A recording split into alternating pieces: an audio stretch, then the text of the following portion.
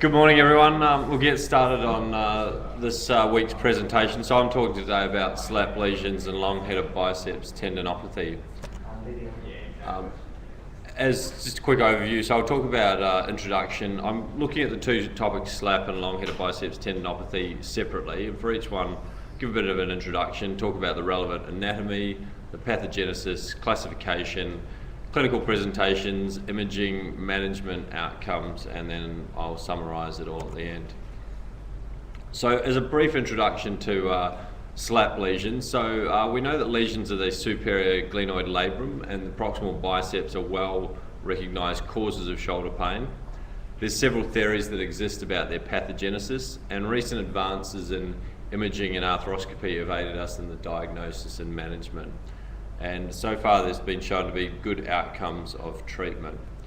So SLAP is defined as injury to the superior labrum of the shoulder with tears anterior and posterior to the biceps root.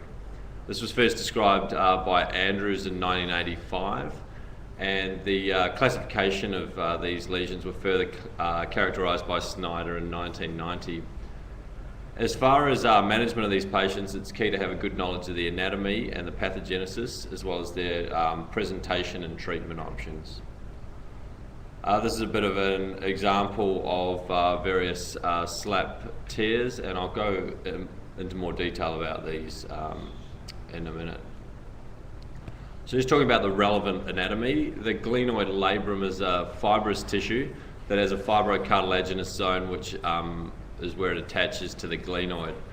It has a complex blood supply as outlined here, and its attachment to the glenoid can be quite variable, and it can either attach right at the rim or slightly more medial.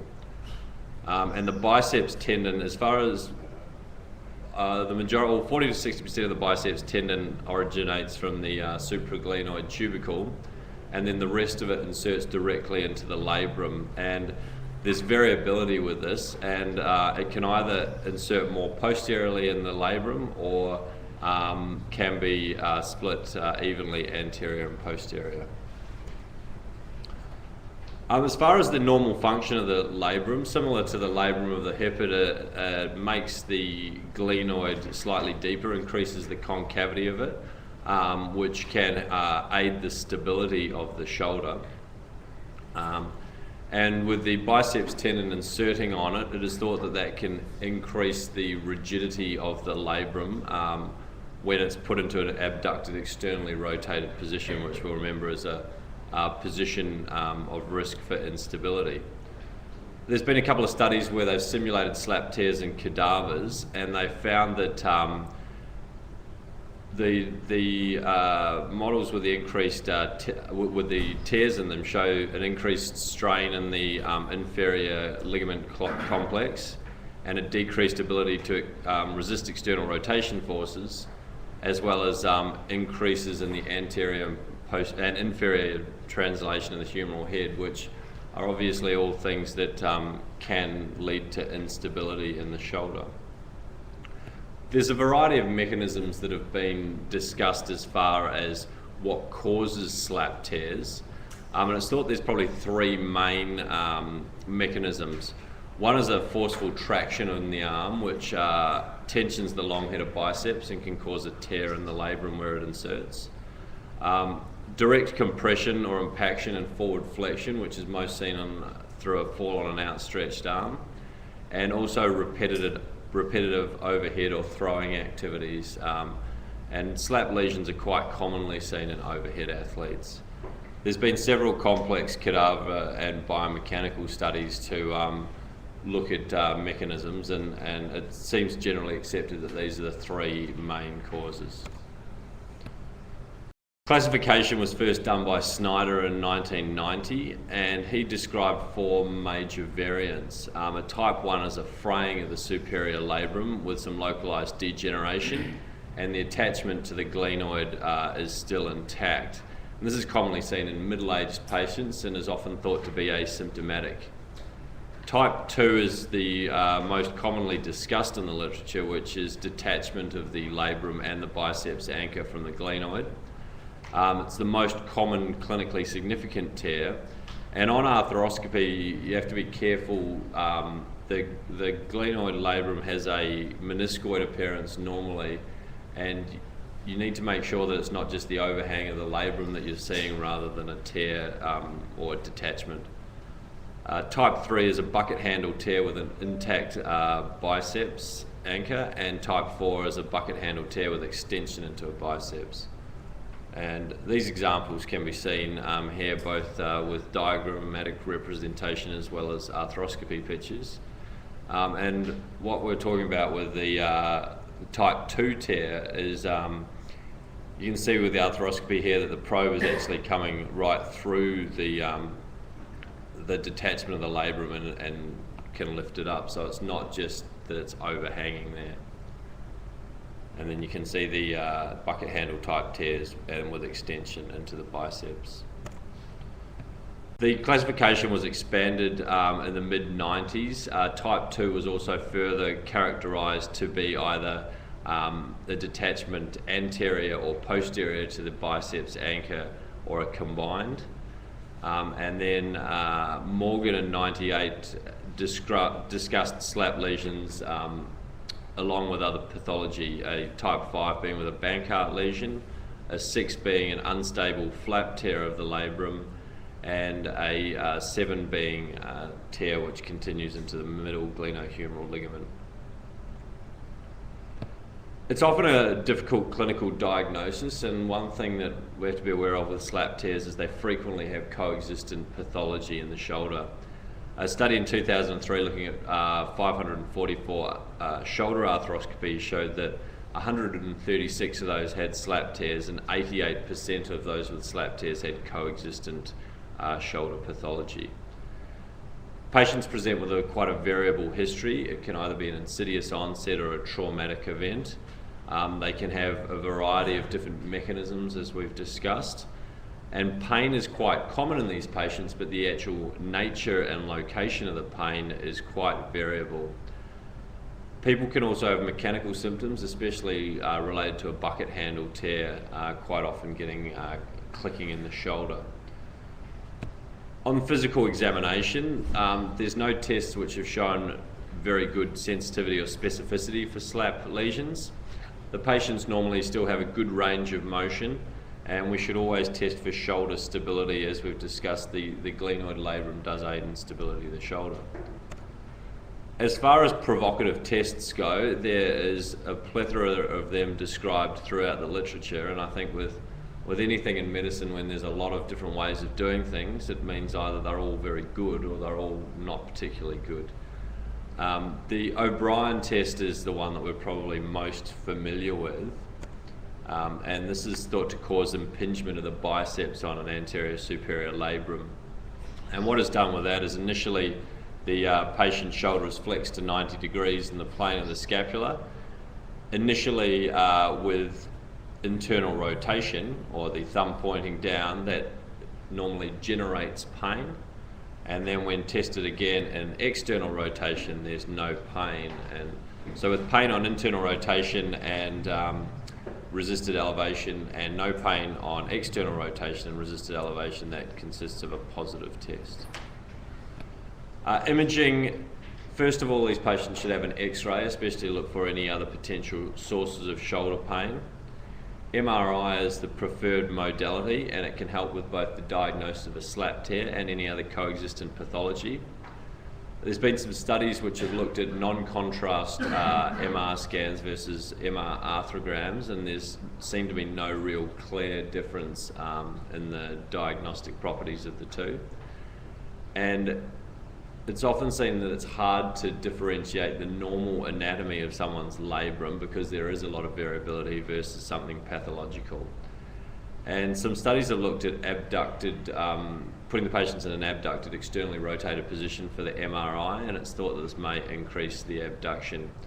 There's been a few tests looking at the actual sensitivity and specificity of MRI with SLAP tear, and as you can see, there's quite variable results.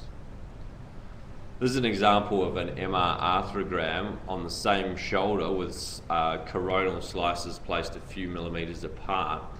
On the left, this is a normal looking labrum, and there's no tracking of the contrast under and through the labrum, whereas on the right you can see the contrast extending through there.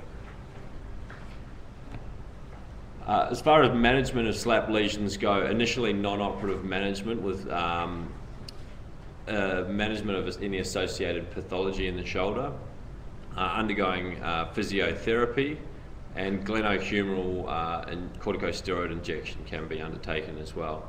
There's no studies which have reported results of the efficacy of non-operative management. As far as surgery goes, arthroscopy is the gold standard for the diagnosis of SLAP lesions.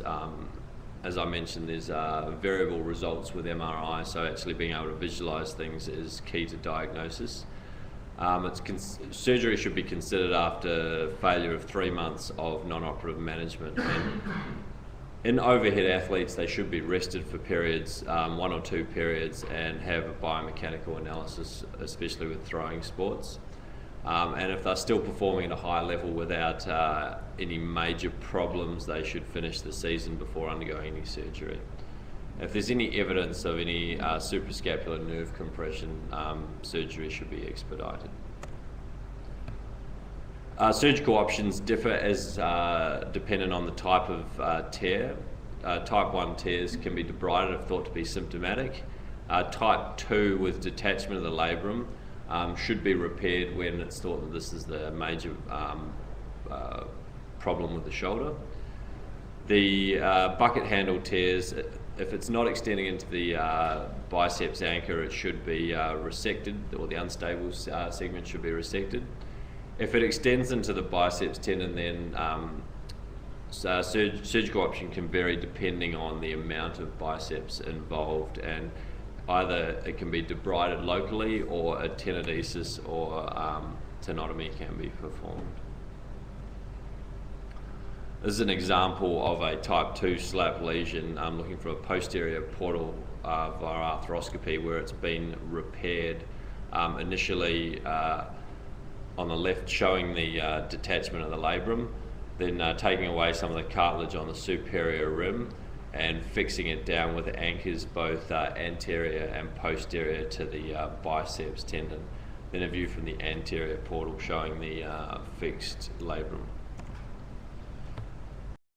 Outcomes have been shown to be quite variable depending on the method of treatment and associated pathology in the shoulder. Most studies have been done on the detached labrum type 2 lesions, and it's shown that debridement of the labrum completely gives short-term pain relief, but after a period of 2 years, patients clinically deteriorate and it can cause instability problems with the shoulder. The most consistent results have been shown with the previous technique, which I just highlighted, which is using suture anchors to anchor the labrum back down. Morgan in particular had 100 repairs and showed 97% had good to excellent results. A summary of SLAP lesions. Our improving understanding of the pathoanatomy and the mechanism of injury is allowing us better diagnosis and treatment of these injuries. There are unanswered questions regarding specific risk factors and the effect of SLAP lesions on biomechanics of the shoulder. Our diagnosis and management is improving with better imaging and arthroscopic techniques, and you have to have an awareness of the high incidence of other pathology in the shoulder and always look for other pathology and treat it as appropriate. Moving on to long-headed biceps tendinopathy. Now, this is a spectrum of pathology that ranges from inflammatory tendinitis through to degenerative tendinosis. There's controversy surrounding the function and treatment of disorders of the long-headed biceps, and it's seen that isolated long-headed biceps tendinopathy is exceptionally rare, and it usually presents along with other shoulder problems, either impingement, rotator cuff disorders, SLAP lesions, which we've discussed, and bursitis or AC joint disorders. The long-headed biceps, as we'll remember, originates from the supraglenoid tubercle, with somewhere between 40 to 60% of it as well originating from the superior labrum. The insertion is distally It inserts along with the short-headed biceps into the radial tuberosity and through the bicipital aponeurosis into the fascia of the medial forearm. The intra-articular portion of the long-headed biceps is extrasynovial, and it spans across the anterior aspect of the glenohumeral joint, where it runs through the bicipital groove. And the restraint of the long-headed biceps anteriorly is provided by the soft tissues at the front of the shoulder, as illustrated here.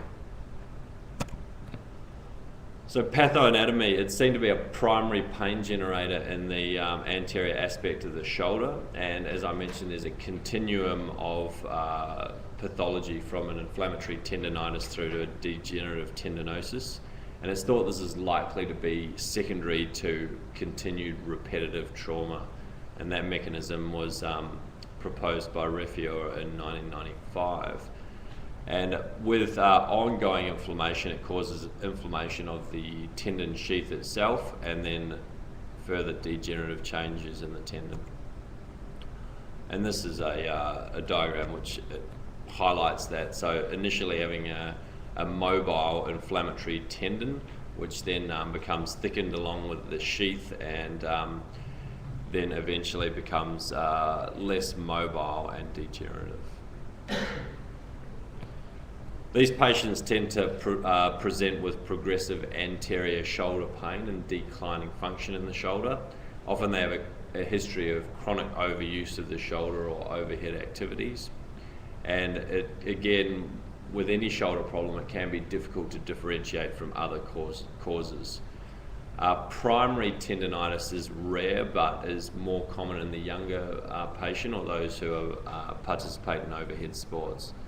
And they can present with instability of the tendon and have mechanical symptoms in the shoulder. Examination, similar to slap tears, can be difficult to differentiate long-headed biceps problems from other shoulder problems. These patients will tend to have point tenderness in the anterior aspect of the shoulder.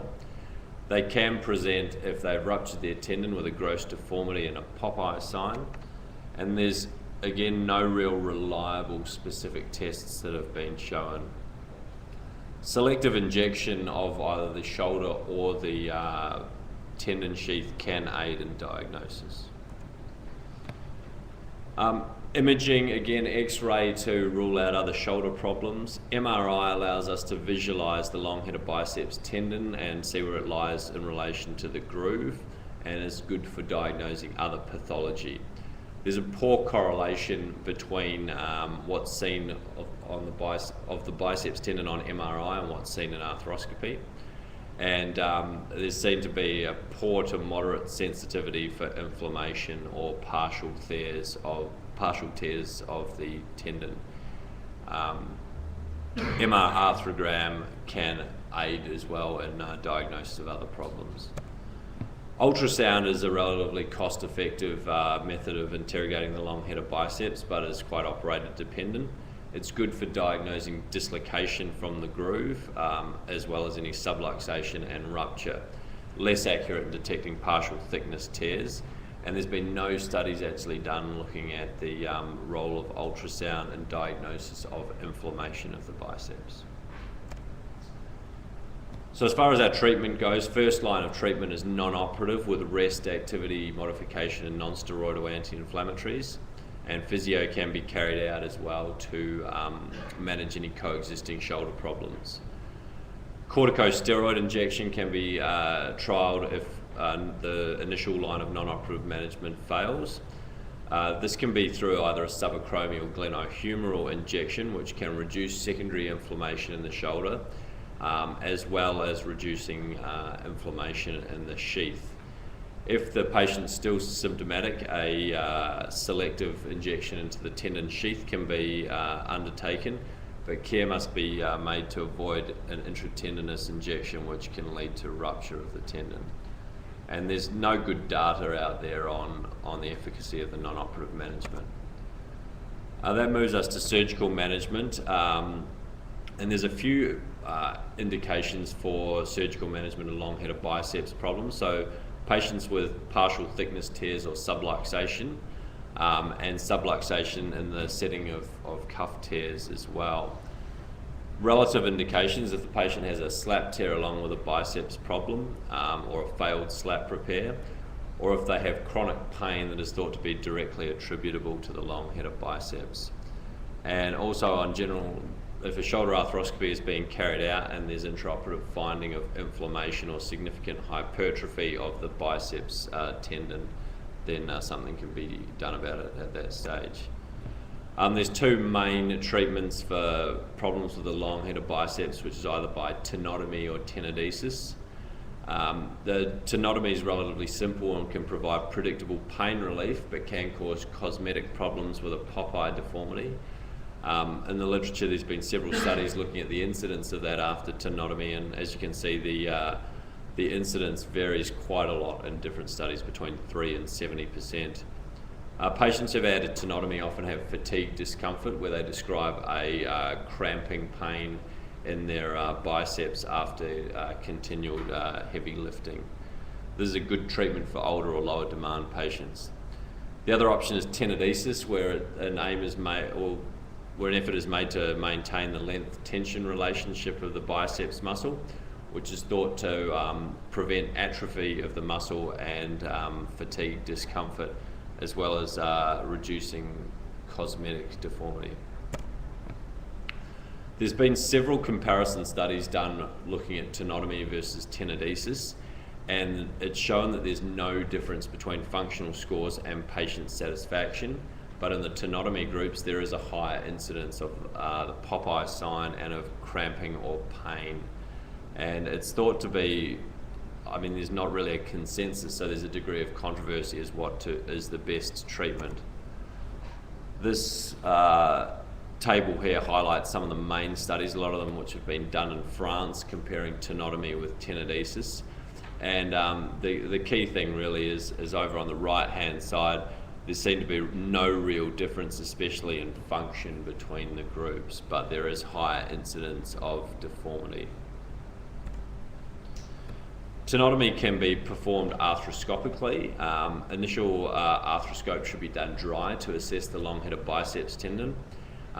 It's thought that fluid pressure in the shoulder can compress the peritendinous vessels and decrease the appearance of inflammation. And classically you get the lipstick biceps appearance, which can be seen here, where the long head of biceps looks like it's been smeared with lipstick.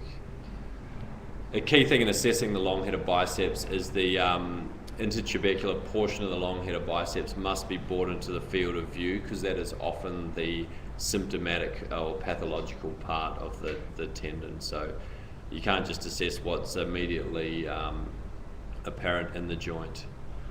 And if it's released, it should be done as close as possible to the labrum to prevent any flaps that can flap into the shoulder joint.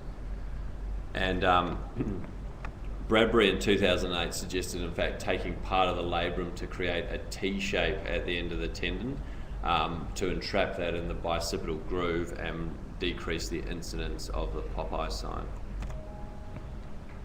Tenodesis is seen to be the preferred technique in younger persons, but there's again a debate surrounding the method and location of fixation, whether it's done proximally, which can be carried out all arthroscopically, and some studies there have shown good biceps power with a proximal fixation, or it can be done distally, and proponents for distal fixation say that the proximal part of the tendon is often the symptomatic part, so that should be excised and can lead to reduced post-operative pain, and it's seen there's a lower revision rate.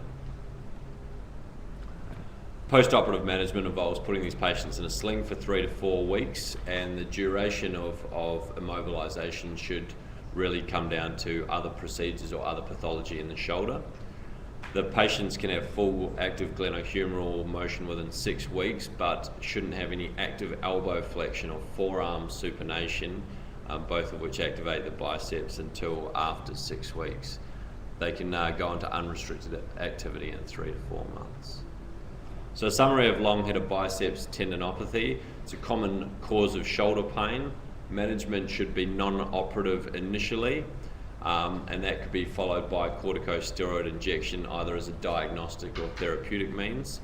Failed non-operative management, these patients can then go on to surgery, and that can be done either via a tenotomy or tenodesis. Some references.